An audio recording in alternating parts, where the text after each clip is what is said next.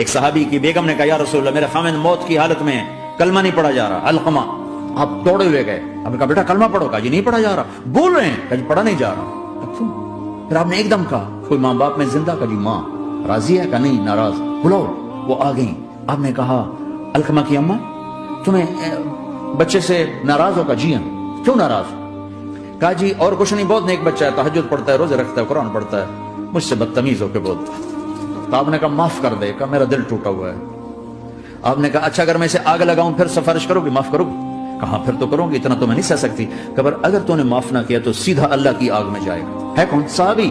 آپ نے کہا اچھا یا رسول اللہ میں معاف کرتی ہوں، میں معاف کرتی ہوں۔ تو آپ نے کہا بیٹا کہو لا الہ الا اللہ، تو اس کے کہا لا الہ الا اللہ، اور جان نکل گئی۔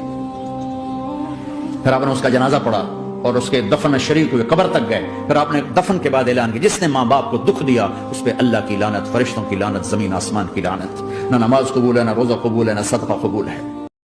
تہجد ہے نہیں، جہاد ہے نہیں، علم ہے نہیں، نماز ہے نہیں، روزہ ہے نہیں، زکوٰۃ ہے نہیں، خیرات ہے نہیں، کیا ہے؟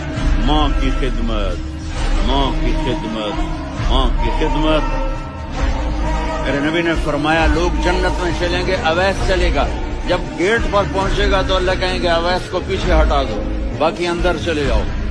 تو اویس کرنے ڈر جائیں گے کہ یا اللہ جنت کے دروازے پر مجھے پیچھے ہٹا دیا، تو اللہ کہیں گے پیچھے دیکھو، ویسے پیچھے مڑ کے دیکھیں گے تو لوگوں کا مجمع ہوگا جو جہنم میں جا رہے ہوں گے، ایمان والے، گنہگار مسلمان۔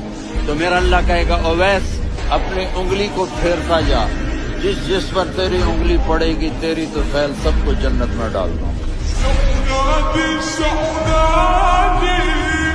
میرے نبی نے پوچھا اسلام کا سب سے مضبوط عمل کیا ہے؟ صحابہ نے کہا نماز، آپ نے کہا نہیں۔ صحابہ نے کہا جہاد، آپ نے کہا نہیں۔ صحابہ نے کہا روزہ، آپ نے کہا نہیں۔ صحابہ نے کہا حج، آپ نے کہا نہیں۔ کہ یا رسول اللہ پھر آپ بتائیں؟ فرمایا دین کا سب